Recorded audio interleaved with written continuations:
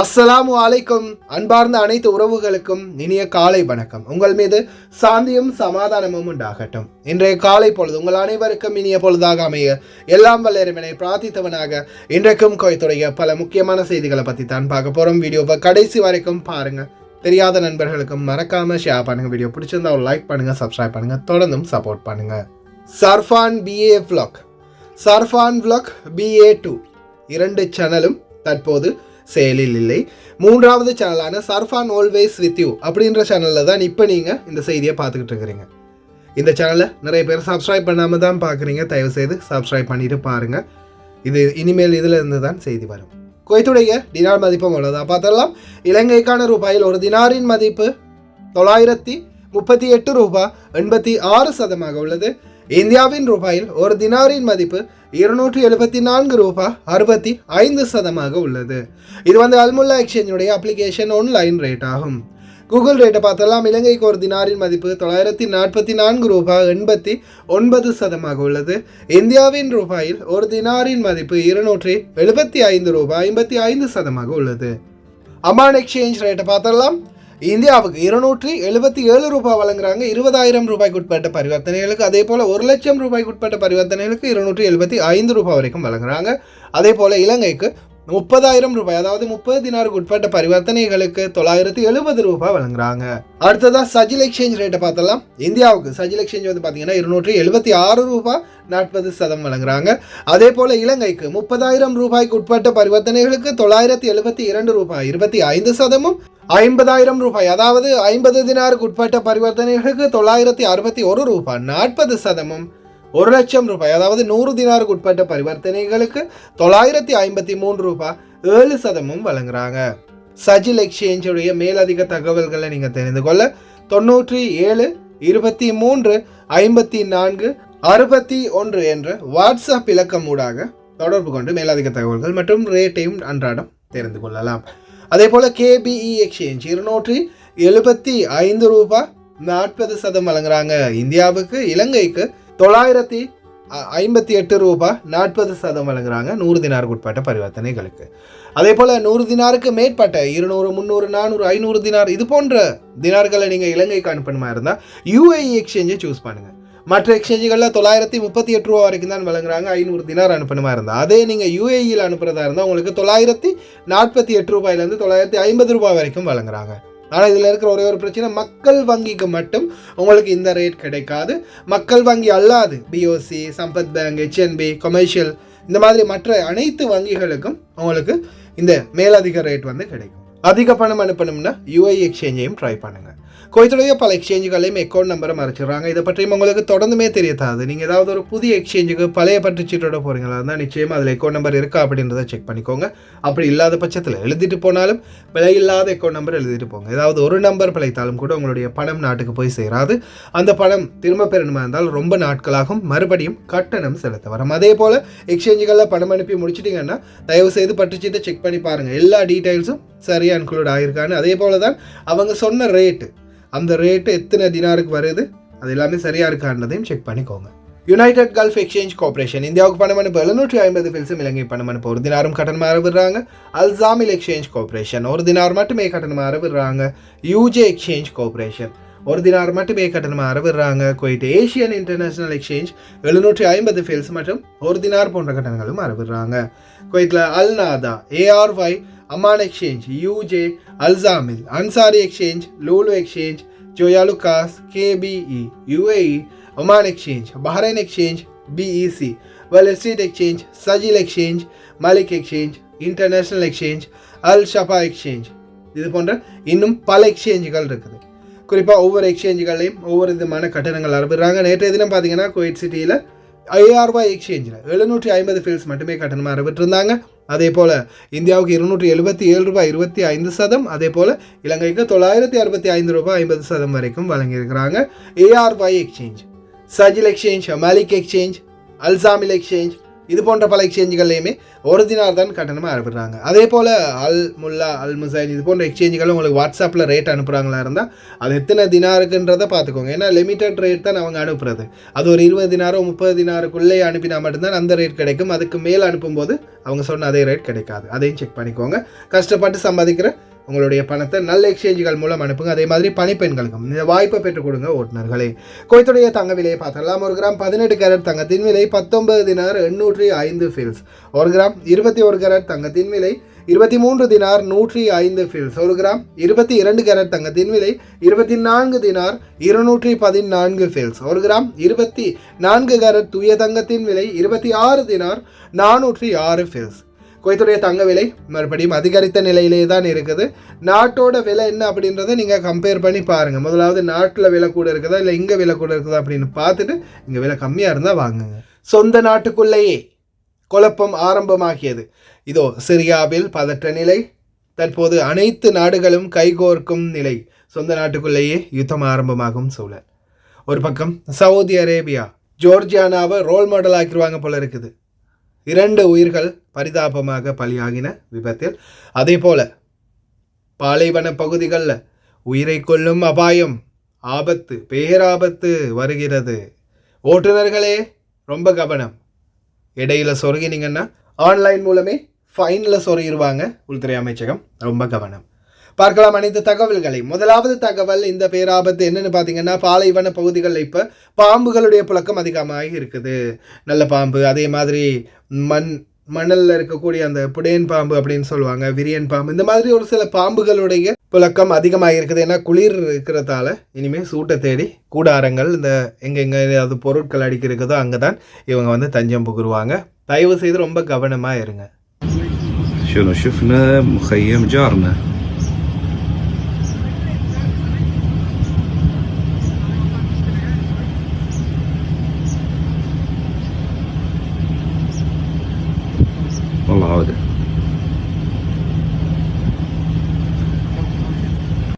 Syria அதிபர் ஆசாத்துக்கு எதிரான புரட்சி ஆரம்பம்.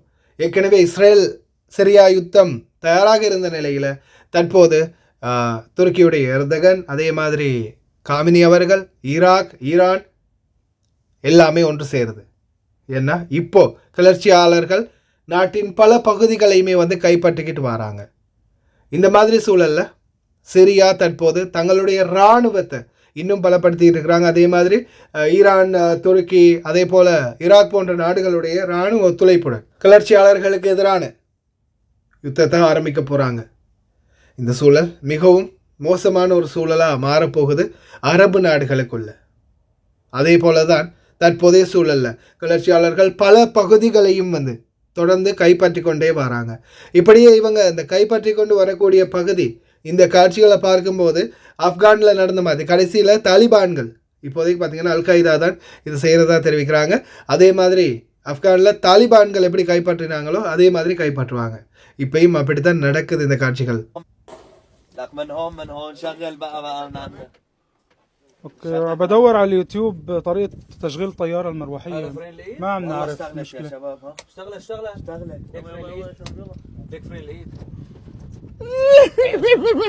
ராணுவ ஹெலிகாப்டர்களில் ஏறி எப்படி ஸ்டார்ட் பண்ணுறது அப்படின்னு யூடியூப்பில் தேடணும்னு சொல்கிறாங்க சில ப்ரெஸ் டீம் வந்து. அதே மாதிரி தான் ஒவ்வொரு பகுதிகளையும் வெடிச்சு சந்தோஷமாக கைப்பற்றிக்கிட்டு வராங்க கிளர்ச்சியாளர்கள். மக்களும் கிளர்ச்சியாளர்கள் பக்கம்தான் இருக்கிறாங்க. இப்படியோ போயிடுச்சுன்னா ஆசாத்துடைய சிலை, அவருடைய சகோதரருடைய சிலை எல்லாமே பார்த்தீங்கன்னா எங்கெங்கே நினைவு சிலைகள் இருந்துச்சு அதெல்லாமே உடைக்கப்பட்டு வருது. இது மிகப்பெரிய ஒரு கலவரமாக மாறும் அப்படின்னு எதிர்பார்க்கப்படுது. சிரியா தற்போது மிகவும் மோசமான சூழலை எதிர்கொண்டு வருது. ஏற்கனவே இஸ்ரேல் பாலஸ்தீன் பிரச்சனை, இஸ்ரேல் லெபனான் பிரச்சனை அப்படின்னு போயிட்டு இருந்த சூழலில் இப்போ தங்களுடைய நாடுகளுக்குள்ளேயே அடிச்சுக்கொள்ள ஆரம்பிச்சிட்டாங்க.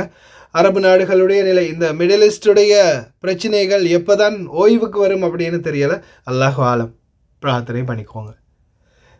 ரோல் மாடலாகவே மாறிக்கிட்டு வராங்க ஜோர்ஜியானா. நோன்பு மாதம் வந்தால் கிரிகியானை கொண்டாடுறாங்களோ இல்லையே, இப்போ ஜோர்ஜியானாவை தான் எல்லா பகுதிகளிலையும் கொண்டாடுறாங்க சவுதி அரேபியாவில். இதுக்கு இந்த ட்ரெஸ்ஸை இவங்க போடாமலே வந்திருக்கலாம் போல். என்னத்தை சொல்ல, சவுதி மண்ணே, சவுதி மண்ணே, அந்த மண்ணை மிதிக்கிறதுக்காக எத்தனையோ மக்கள் தவம் இருந்து கஷ்டப்பட்டு காசு சேர்த்து வராங்க. அதே மண்ணில் நடக்கிறத பார்க்கும்போது மிகவும் வேதனையாக இருக்கிறது. 120 டாக்குமெண்ட்ஸ், அதாவது 120 திருமணங்கள் பதிவு செய்யப்பட்டிருக்குது இந்த 2024 மட்டும். சவுதி அரேபிய குடிமக்கள், அதாவது சவுதி அரேபிய ஆண்களை குவைத்தி பெண்கள் திருமணம் முடித்ததாக தெரிவிச்சிருக்கிறாங்க. ஆனாலும் இப்போதைக்கு வரைக்கும் இந்த ஜென்சியா பிரச்சனை, குவைத்துடைய குடியுரிமை பிரச்சனை அதிகரித்து போகக்கூடிய சூழலில் வெளிநாட்டவர்களை திருமணம் முடிக்கக்கூடிய குவைத்தி பெண்களும் அதிகரித்து கொண்டே இருக்கிறாங்க. 2 உயிர்கள் பலியாகின. 6வது ரிங் 6 ரிங் ரோட்டில் நேற்றைய முன்தினம் நடந்த வாகன விபத்து. இந்த விபத்தில் பார்த்தீங்கன்னா 2 வாகனங்களுக்கு இடையே நடந்த மோதல், கோர விபத்து அப்படின்னு தெரிவிக்கிறாங்க. இந்த விபத்தில் 2 பேர் உயிரிழந்திருக்காங்க, பலரும் படுகாயம் அடைந்திருக்கிறாங்க. இந்த டிரான்ஸ்போர்ட் வாகனங்கள் ஓட்டக்கூடிய ஓட்டுநர்கள் தயவு செய்து ரொம்ப கவனம். நீங்கள் உங்களை மட்டும் இல்லை, உங்களோட சேர்ந்து பலருடைய கனவையும் பலருடைய எதிர்பார்ப்புகளையும் சேர்த்து கூட்டிகிட்டு போகிறீங்க அப்படின்றத ஞாபகத்தில் வச்சுக்கோங்க. ஒரு பக்கம் பெரிய தலையும் கேமரா, இன்னொரு பக்கம் அந்த சைனிங் போர்டில் இருக்கிற கேமரா. அதையெல்லாம் தாண்டி இப்போ பார்த்தீங்கன்னா ஆர்டிஃபிஷியல் இன்டெலிஜென்ஸ், அதாவது யார் யாரெல்லாம் இந்த சிக்னல் லைட்டில் வந்து இடையில சொருகிறாங்களோ அவங்கள ட்ராக் பண்ணுறதுக்காக இந்த புதிய கேமரா வந்து பொருத்தப்படுது. இது சம்மந்தமாக வீடியோ காட்சிகளை நேற்று பலருமே எனக்கு ஷேர் பண்ணியிருந்தாங்க. அந்த காட்சியை முன்னாடி போடுறேன் பாருங்கள், கடைசி வரைக்கும் இனிமேல் தப்பிக்க முடியாது. قواهم الله. شوفوا هذه الكاميرات الجديدة قاعد تركب حاليا. هل هذه مالت سرعة، مالت أمن، مالت مراقبة؟ ما أدري، لكن أول مرة أشوف هذا النوع من الكاميرات يركبونها الحين. هذه من اليرموك صوب طريق المطار، فكل واحد يلبس حزامه ويدير باله ويشد حيله ويرتب اموره. அதே போல தான் இப்போ இந்த டிஜிட்டல் கேமராவை பொறுத்தவரையில் இந்த டிஜிட்டல் போர்டில் இருக்கக்கூடிய ஸ்கேனிங் கேமரா, சீட் பெல்ட்டுக்கான கேமரா, இந்த கேமரா பொறுத்தவரையில் இப்போ நிறைய பேர் வந்து ஒவ்வொரு இடங்களையும் வந்து சுட்டி காட்டிக்கிட்டே இருக்கிறாங்க. சகோதரர்கள் பலருமே வந்து மெசேஜ் மூலம் அனுப்பிக்கிட்டே இருக்கிறாங்க. ரொம்ப நன்றி உங்களுடைய தகவல்களுக்கும். ஆனால் சகோதரர்களே, இனி வரும் நாட்களில் நீங்கள் அப்படி லிஸ்ட்டு போட்டெல்லாம் பார்த்து ஓட்ட முடியாது. ஏன்னு சொல்லுங்கள், கிட்டத்தட்ட 252 கேமராக்கள் பொருத்தப்பட போகுது. இந்த ஸ்கேனிங் கேமரா, அதாவது இந்த டிஜிட்டல் போர்ட் கேமரா கிட்டத்தட்ட 252 கேமரா 252 இடங்களில் வந்து பொருத்தப்பட போகுது. அதிவேக சாலைகளான 30, 40, 50, 60, அதே போல் 4, 5, 6, 7 இந்த இலக்கங்களுடைய சாலைகள், இந்த எல்லா சாலைகள்லையுமே பார்த்தீங்கன்னா இப்போது இந்த டிஜிட்டல் போர்ட் கேமரா பொருத்தப்படுது. இப்போதைக்கு வரைக்கும் ஆக்டிவேஷனில் சில கேமராக்கள் தான் இருக்குது, ஒரு சில கேமராக்கள் பொருத்தப்பட்டிருக்குது, இன்னும் ஆக்டிவ் ஆகிஇல்லை, இன்னும் கனெக்ஷனை கொடுத்தில்லை. இந்த மாதிரி வேலை திட்டங்கள் வந்து 252 கேமராக்கள் பொருத்தப்பட போகுது. அதால் இந்த இடத்துல இருக்குது அந்த இடத்துல இருக்குன்றதை நம்ம லிஸ்ட்டு போடுறதை விட்டுட்டு குவைத்துக்குள்ளே இனி வரும் காலங்களில் சீட் பெல்ட்டை போட்டு ஃபோனை வந்து கையில் எடுக்காமல் ஸ்டாண்ட் ஒன்று சரி கடையில் சரி வாங்கி ஹோல்டர் ஒன்று பூட்டிக்கோங்க.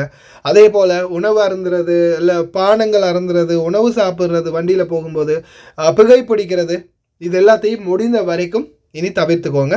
சம்பளத்தை பாதுகாத்துக்கோங்க. நேற்றைய தினம் இன்னொரு வீடியோ ஒன்று கிடச்சிருந்துச்சு. குவைட்டில் வந்து தீ விபத்து ஒன்று நடந்ததா ஒரு கடைக்கு மேலே. அதை வந்து நிறைய பேர் வந்து வீடியோ எடுக்கிறாங்க சுற்றி நின்று. ஆனால் கடைசியில் ஒரு செகண்டில் எப்படி ஒரு வெடிப்பு சம்பவம்னு பாருங்கள்.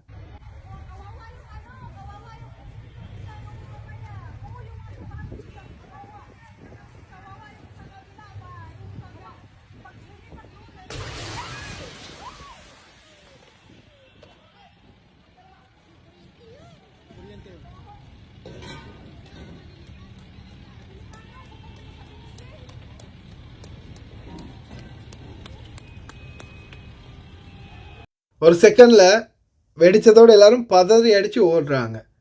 தயவு செய்து இந்த மாதிரி தீ விபத்துக்கள் நடக்கும்போது ஒருபோதும் போய் நின்று பக்கத்துலேயோ இல்லை கொஞ்சம் தூரமாக நின்னோ வீடியோ எடுக்காதீங்க. குறைஞ்சது சேஃப்டி லைன் 50 மீட்டராவது தாண்டி நிற்கிறது தான் பெட்டர். ஏன்னா ஏதாவது ஒரு கேஸ் சிலிண்டரோ இல்லை வேறு ஏதாவது ஒன்று வெடித்து அதிலேருந்து வீசி எறியக்கூடிய பொருட்கள், கிளாஸ் துண்டுகளாக இருக்கலாம் அல்லது இரும்பு ராடுகளாக இருக்கலாம், ஏதாவது ஒன்று வந்து பட்டு உங்களுடைய உயிருக்கும் ஆபத்தை விளைவிக்கலாம். அதனால் ரொம்ப கவனம். அதே போல் குவைத்துடைய முனிசிபாலிட்டி அதிகாலை 6 மணியிலிருந்து நள்ளிரவு 12 மணி வரைக்கும் திறந்திருக்க வாய்ப்புகள் அளித்திருக்கிறாங்க மசாஜ் போலர்களுக்கு. மசாஜ் சென்டர்கள் இதுக்கு முன்னாடி பார்த்தீங்கன்னா 24 ஹவர்ஸும் இயங்கிட்டு இருந்துச்சு ஒரு சில மசாஜ் சென்டர்கள். ஆனால் இப்போதைக்கு பார்த்தீங்கன்னா அவங்களுக்கான கால வரையறை 6 மணிலேருந்து நள்ளிரவு 12 மணி வரைக்கும், விடிய காலை 6 மணிலேருந்து. அதே போல் பாராளுமன்றம் நேஷனல் அசெம்பிளி இப்போ தூசி தட்டி போய் இருக்குது. கடைசியில் அங்கே வேலை செய்யக்கூடியவங்க அதே மாதிரி இந்த கிளார்க் மற்றும் ஒரு சில அதிகாரிகளுடைய பதவிகளுக்கு வந்து வேறு இடங்கள் மாற்றப்பட்டிருக்குது. அதே மாதிரி தான் அதற்கான செலவுகள் இனிமே நேஷனல் அசெம்பிளிக்கு எந்த ஒரு செலவுமே வரக்கூடாது, செலவு கணக்கிலே வரக்கூடாது. நேஷனல் அசெம்பிளியை இழுத்து மூடின மாதிரி செலவுகளையும் இழுத்து மூடுங்க அப்படின்னு தெரிவிச்சிட்டாங்க.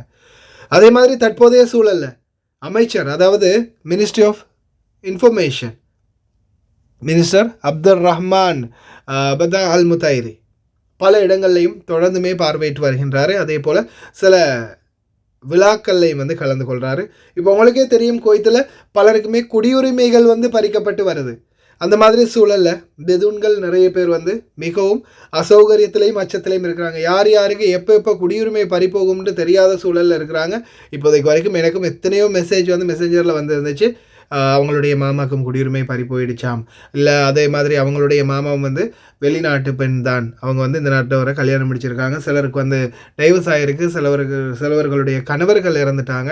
ஆனால் இப்போது ரீசெண்டாக எனக்கு ஒரு மெசேஜ் வந்துச்சு, ஒரு சிஸ்டர் அனுப்பியிருந்தாங்க, அவங்களுடைய பிள்ளைகளும் திருமணம் முடித்து அந்த பிள்ளைகளும் பாடசாலைக்கு போகுது, பெரிய பெரிய பிள்ளைகள். அப்படி இருக்கிற சமயத்தில் அந்த மாமாவுக்கு, அந்த பெரிய மாமா கிபீர்னு சொல்லுவாங்க இல்லையா, அந்த பெரிய மாமாவுக்கு இப்போ அவங்களுடைய அந்த ஜென்சியா வந்து நீக்கப்பட்டிருக்கு அப்படின்ற மெசேஜ் வந்ததாக தெரிவிச்சிருந்தாங்க. இப்படியான சூழல் இருக்கும்போது இனி வரும் காலங்களில் குவைத்தில் இந்த ஜென்சியாவில் யார் யாரெல்லாம் ஊழல் பண்ணியிருக்காங்களோ, இல்லை யார் யாரெல்லாம் அதற்கு தகுதியற்றவங்களோ அவங்கள வந்து கேன்சல் பண்ணுற முறைமையை தான் இப்போ முன்னெடுத்து வராங்க. இனி வருங்காலங்களில் ரொம்ப கஷ்டம். அதே மாதிரி இந்த வெளியில் அக்காம அடித்து வேலை செய்கிறவங்க தயவு செய்து ரொம்ப கவனம்.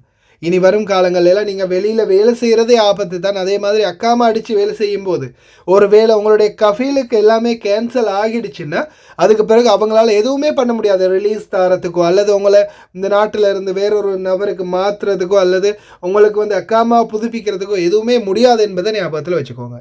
விசேட தேவையுடையவர்கள் மற்றும் ஊனமுற்றவர்களுக்கான அமைச்சக கட்டிடம் ஹவாலியில் அமைந்திருக்குது பெய்ரூட் ஸ்ட்ரீட்டில். அந்த கட்டிடம் பார்த்திங்கன்னா ரொம்ப நாளாகவே மெயின்டெனன்ஸ் இல்லாமல் காணப்படுது. இப்போ ரீசெண்டாக கூட நான் ஒரு வாட்டி எங்கள் மாமாவை வந்து ஏதோ ஒரு இன்சூரன்ஸ் சம்மந்தமாக பேசுகிறதுக்காக அங்கே கூட்டிகிட்டு போயிருந்தேன். வீல் சேர் தள்ளவே முடியலை. அந்த பார்க்கிங்கில் வண்டியை போட்டுட்டு உள்ளே தள்ளுறதுக்கு இடையிலே பாடாக போயிடுச்சு. அந்த அளவுக்கு ரொம்ப மோசமாக இருந்துச்சு அந்த வழிகள், போகக்கூடிய இடங்கள். அது ஏன்னா அந்த இடத்துக்கு வரக்கூடிய எல்லாருமே டிசபிலிட்டி பீப்புள், அதாவது ஊனமுற்றவர்கள், வீல் சேர் யூஸ் பண்ணக்கூடியவங்க தான் நிறைய பேரே வருது. ஆனால் அந்த இடம் வந்து ரொம்ப மோசமாக இருந்துச்சு. இப்போது பணி அமைச்சகம் மற்றும் அதனுடைய சம்மந்தப்பட்ட குழுக்கள் உடனடியாக அனைத்தையுமே புனர்நிர்மாணம் பண்ணி கொண்டு வராங்க. அதே போல் பார்த்திங்கன்னா இப்போதைய சூழலில் பணி அமைச்சகத்திடம் முக்கியமான கோரிக்கையாக பலருமே வைக்கிறது இந்த ரோடுகளை சரி பண்ணித்தாங்க அப்படின்றது தான். ஏன்னா ரோடுகளுடைய நிலைமை ரொம்ப மோசமாக இருக்குது. அதுலேயும் குறிப்பாக சொந்தமாக வண்டி வச்சுருக்கிறவங்க, இந்த டாக்ஸி ஓட்டக்கூடிய ஓட்டுநர்களாக இருக்கலாம் அல்லது சொந்தமாக வண்டி வச்சுருக்கிறவங்க, இல்லை வண்டிக்கு ஏதாவது ஒன்றுனா சொந்த காசில் தான் போட்டு செய்யணும் அப்படின்ற நிலைமையில் இருக்கிறவங்க அனைவருமே பாதிக்கப்பட்டுக்கிட்டே இருக்கிறாங்க. தொடங்கும் ரோடை சீக்கிரமாக செஞ்சு கொடுத்துறாங்கன்னா சந்தோஷம். அதே போல் 12 ரேடார்கள் மூலம் கண்காணிக்கப்பட போகுது குவைத்துடைய கடலோர பகுதி. கடல் எல்லை முழுவதையுமே கண்காணிச்சுட்டு இருக்கிறாங்க ரேடார்கள் மூலமாக. ஏன்னா உங்களுக்கே தெரியும், குவைத்தை பொறுத்த வரையில் குவைத்துக்குள்ளே 199% அப்படின்னு சொல்லலாம். ஏன்னா அதிகபட்சமாகவே குவைத்துக்குள்ளே போதைப் பொருட்களுக்கான கடத்தல்களுக்கான மிக முக்கிய தளமாக இருக்கிறது கடல் பரப்பு தான். கடல் வழியாகத்தான் நிறையவே போதைப் பொருட்கள் உள்ளே கொண்டு வரப்படுது. இப்போ பார்த்திங்கன்னா இந்த ரேடார் மூலமாக சாதாரண ஒரு என்ஜின் போட், சின்ன என்ஜின் போட்டாக இருந்தாலும் சரி, இல்லை ஜெட்ஸ்காய் போன்ற சில இயந்திரங்களாக இருந்தாலும் சரி, கடற்பகுதிகளில் அவங்க நடமாடும் போது அவங்களுடைய நடமாட்டத்தை கண்காணிச்சுக்கிட்டே இருப்பாங்க. அதே போல் தான் மீன்பிடி படகுகளாக இருக்கலாம் அல்லது சுற்றுலா படகுகளாக இருக்கலாம், அல்லது யாராவது ஃப்ரெண்ட்ஸோடு சேர்ந்து நீங்கள் ஒரு படகை ஸ்டார்ட் பண்ணிவிட்டு எங்கேயாவது தீவுகள், இப்போ சாதாரணமாக நிறைய பேர் வந்து இந்த பொபியான் தீவு, ஃபைலக்கா தீவுக்கு நான் இப்போ போக முடியாது. ஃபைலக்கா தீவில் இப்போ வந்து பார்த்திங்கன்னா அகழ்வாராய்ச்சி நடக்குது, நிறைய பழம் பொருட்கள் வந்து கண்டுபிடிக்கப்படுறதால அங்கே போக முடியாது. இன்னும் சில தீவுகளுக்கு நிறைய பேர் போகிறாங்க. அதுவும் குறிப்பாக இப்போ புது வருட லீவு வருது, 4 நாள் நிறைய பேர் வந்து மொத்தமாக என்ஜாய் பண்ணுறதுக்காக எங்கேயாவது தீவு அந்த மாதிரி பகுதிகளுக்கு போகிறதுக்கு நிறையவே வாய்ப்பு இருக்குது. அப்படி போனாலும் தயவு செய்து போதைப் பொருட்களோ அல்லது மதுபானமோ தடை செய்யப்பட்ட எந்த ஒரு பொருட்களையும் கொண்டுட்டு போகாதீங்க. அதே மாதிரி கடற்பகுதிகளில் இருந்து இனிமேல் கடல் தொழிலுக்கு போகக்கூடிய தொழிலாளர்கள் இருந்தாலும் சரி, தவறான எந்த ஒரு விடயங்களுமோ அல்லது யாராவது பார்சல் கொடுத்து இதை டிரான்ஸ்ஃபர் பண்ண சொல்கிறாங்க, கரையில் கொண்டு போய் ஒப்படைங்க, இவ்வளவு பணம் கொடுக்குறோன்னு சொல்கிறாங்க அப்படின்னாலும் தயவு செய்து எந்த ஒரு பொருளையும் பாரம் எடுத்துடாதீங்க. ஏன்னா நிறைய போதைப் பொருள் கடத்தல்கள் இப்போ கடல் மூலமாக தான் நடக்குது. அதால தான் கடல் பகுதியை ரொம்பவும் பாதுகாப்பு பலப்படுத்திக்கிட்டு இருக்கிறாங்க. தயவு செய்து ரொம்ப கவனம். அதே போல் சர்ஃபான் BA vlog, சர்ஃபான் vlog BA2 2 சேனலுக்கும் வந்து கஷ்டகாலம் தற்போதைய சூழலில் நடந்துக்கிட்டு இருக்குது. இன்றைய தினம் பாரம் கொடுத்தாச்சு யூடியூபுக்கு. அனலைஸ் பண்ணி நம்மளுடைய சேனலில் ஏதாவது பிரச்சனை இருக்குதா, பிழை இருக்குதா, ரியூஸ் கண்டென்ட் இருக்குதா, இல்லை வேறு ஏதாவது நாம் பிழையாக போட்டிருக்கோமோ அதெல்லாம் வந்து செக் பண்ணுறாங்க. ஒருவேளை அந்த செக் பண்ணும்போது அதில் ஏதாவது நம்ம பிழை விட்டுருந்தோம்னா நிறைய கண்டென்ட்களை வந்து நம்ம ரியூஸ் பண்ணியிருந்தாலோ அல்லது மிஸ்யூஸ் பண்ணியிருந்தாலோ அல்லது நாம் தவறான விடயங்களை பற்றி சித்தரிச்சிருந்தாலோ உடனடியாக நம்மளுடைய சேனல் வந்து பறிபோகும் அப்படின்னு தெரிவிச்சிருக்கிறாங்க. அது ஏற்கனவே இந்த ஏஜென்சிக்காரனுக்கு எதிராக போட்ட வீடியோவுக்கு தான் ரிப்போர்ட் அதிகமாக விழுந்திருக்குது. யாரெல்லாம் வச்சு ரிப்போர்ட் பண்ணாங்கன்னு தெரியலை. எது எப்படியோ இந்த சேனலில் தான் இனி வரும் நாட்களில் பழைய சேனல்கள் கிடைக்கும் வரைக்கும் செய்திகள் தொடரும். தயவு செய்து உங்களுக்கு தெரிஞ்ச அனைத்து நண்பர்களுக்கும் ஷேர் பண்ணிக்கோங்க. முடிந்த வரைக்கும் சப்ஸ்கிரைப் பண்ணாமல் நிறைய பேர் பார்க்குறீங்க, முடிஞ்சால் ஒரு சப்ஸ்கிரைப் பண்ணி சப்போர்ட் தாங்க. கடைசி வரைக்கும் பார்த்து எல்லாருக்குமே ரொம்ப நன்றி. தெரியாத நண்பர்களுக்கும் மறக்காமல் ஷேர் பண்ணுங்கள். வீடியோ பிடிச்சிருந்தால் லைக் பண்ணுங்கள், சப்ஸ்கிரைப் பண்ணுங்கள்.